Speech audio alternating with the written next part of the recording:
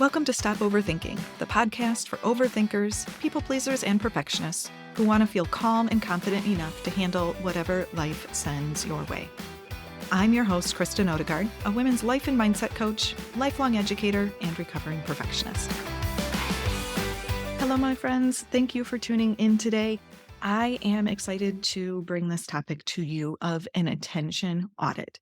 So many women that I talk to feel like they're being pulled in all different directions, or that life is out of control, or the other end of the spectrum is just that it's on autopilot and I am just going through the motions.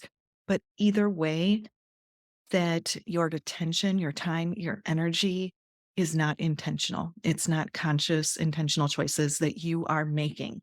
So I'm going to explain an exercise today that will help you become more aware of what's going on in your life, but also will allow you to find what energizes you and be able to prioritize that, be able to focus your time and energy and create space for what you do want and what you value into your life. With this, an attention audit, we're going to talk about what you do pay attention to in a day. This is an exercise that is best done written down. It doesn't have to take a whole lot of time, 10 minutes max. You can set a timer for 5 minutes and be done after that. But on a piece of paper, create 2 columns, one for personal, one for business. And the idea is you are going to think about, what do I give attention to? What am I thinking about? What am I doing? What am I distracted by during the day? And put all of that in the personal column for whatever goes on in your personal life and those relationships and at home, and then also at business. So if you want to do these both at the same time, or you can do these separately, but it is helpful if you are working or have a career or a business to separate these out. So take a few minutes and write that down. In the personal, again, it's going to be what household chores, projects, people, habits. What do you do during the day? What claims your attention? This also includes your leisure time or filling time with scrolling or other habits. Eating. How often are you thinking about eating or making food? How often are you thinking about what is going to come next? Try and get it all out. What you are going to notice is there are going to be a lot of things that you are giving attention to that isn't useful or isn't what you intentionally want. It's also going to highlight who or what is being neglected. On that list, do you have the relationships that are important to you? How much time are they getting during the course of your day or the course of your week? Is it include time for you to be able to recharge? Often we will see with relationships that we delay and think that I'll do all of these other things first, and the people are just going to be there waiting. And as adults and as women, this happens a lot of times with friendships, and we just keep pushing things off. And so those relationships don't have the connection that you particularly want. But if you look and see how much energy, how much attention are you putting into that relationship to actually sustain it, you can notice things like, do I like the balance of what I'm giving my time and attention to? And I want to talk about this balance illusion for a moment, because I don't think that it's even possible to have this 50-50 work-life balance sort of thing. So when I talk about it, it's more like a teeter-totter. So it kind of goes up and it goes down. And there might be times that it crashes down to the ground as well. And so the idea of balance is that suspension in the air. So sometimes it's a little bit higher, sometimes it's a little bit lower, but we want to avoid the crashes of way high or way low and find that just kind of floating in between feeling that some things will get a little bit more attention and then it swings back the other way. But again, nobody's falling off, nobody's getting hurt. And we can find a balance that works for you. It's going to be individual and unique. Different seasons of your life are going to look different than other times. So having some flexibility about what that looks like. So as you do this attention audit, do you like what you see? with that balance, so to speak. Notice as you have the things in your columns, how much is there in taking up time due to your lack of planning ahead. So, are you rushing around and not sure what to have for dinner, even because you didn't think about it ahead of time? And are you trying to find time or even schedule a date night at the last minute? And then it's really hard to find a dinner reservation or something to do or place to go at that last minute versus if you would have thought about it a week ahead of time, made some reservations, it would have taken probably 5 minutes. And now you're scrambling and it's taking up extra time and energy. And maybe you aren't getting the fulfillment out of it that you really wanted. Where could planning ahead help you with some of the scrambling that you're doing on a day to day basis? And I know right now you're like, where in the world would I put that planning? We'll get there. Okay.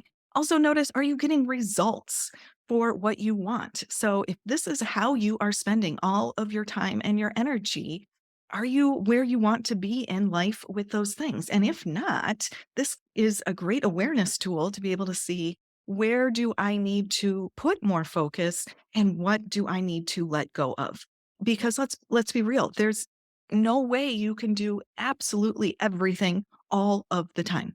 So this is where knowing your values, knowing your priorities, and being secure in those things can help you make those decisions.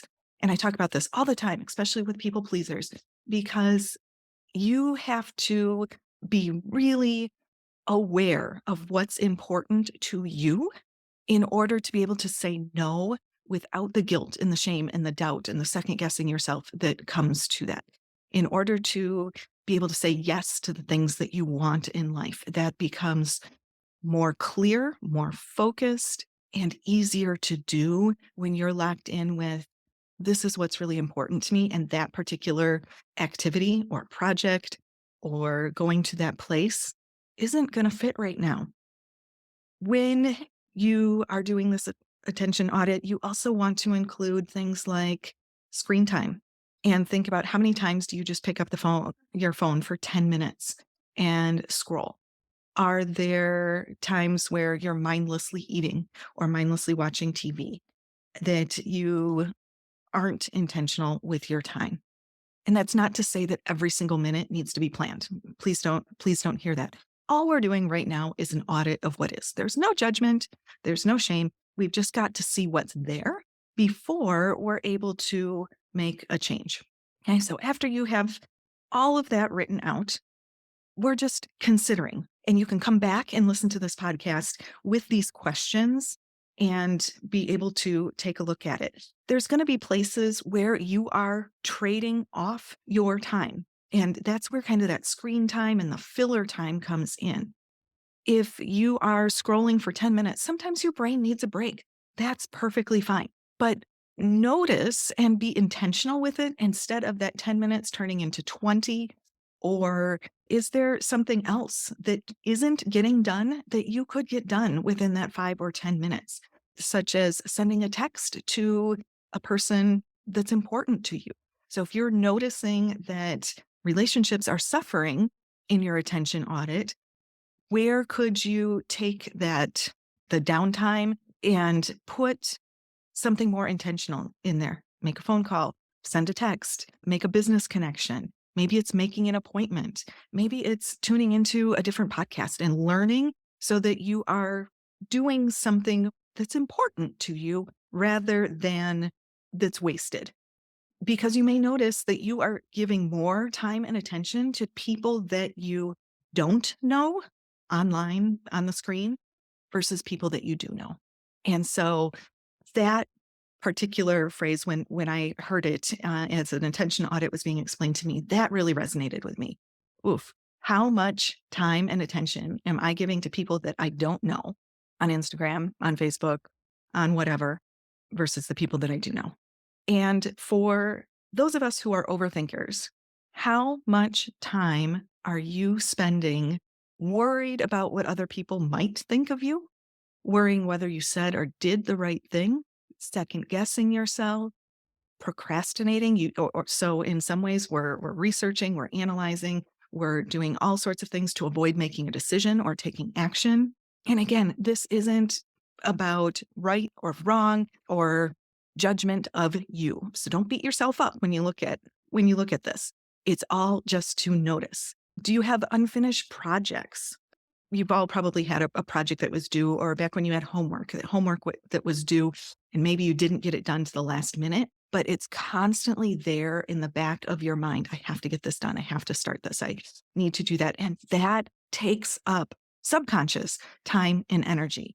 Maybe it's a phone call. Maybe it's cleaning the house. Maybe it's debt. It could be a hard conversation that you're avoiding.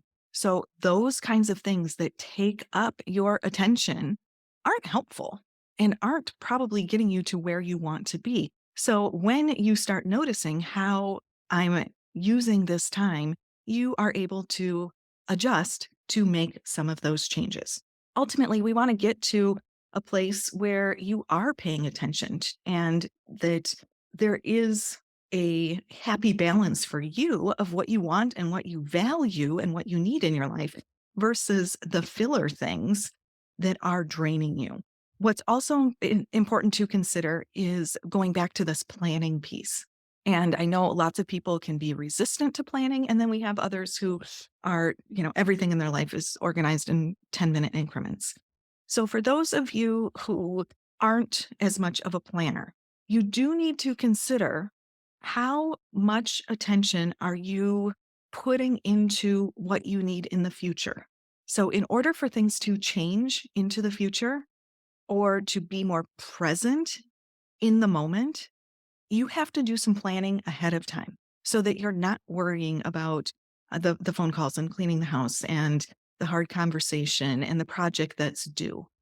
When you have taken care of that, scheduled it, used your time intentionally, that's when you're able to sit in the moment and enjoy those little things with the kids or your spouse or a friend or your family.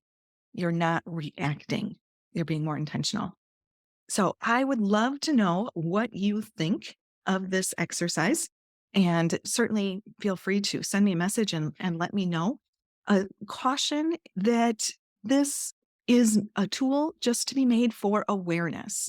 It is not set up for you to get really upset or be really frustrated or disturbed if your attention is being placed on things that aren't helpful or aren't the way you want it to be. We have to start with the awareness. It does not need to be overwhelming. You can simply tune in, be aware of what's there, and incrementally make changes. Start some planning. Be intentional with those little bitty blocks of time, and you will see that the trajectory changes. And this is one of the things that I do when I'm working with clients one-on-one. We talk a lot about what's important, what are your values, and how to focus your time, your energy, your money into what is more important for you so that you can live life consciously and intentionally instead of by what other people want, what other people need, other people's emergencies, and being able to step into you fully so that you can find that peace and that calm and that confidence that you're really craving. All right, my friends, have a great week, and I will talk to you again soon.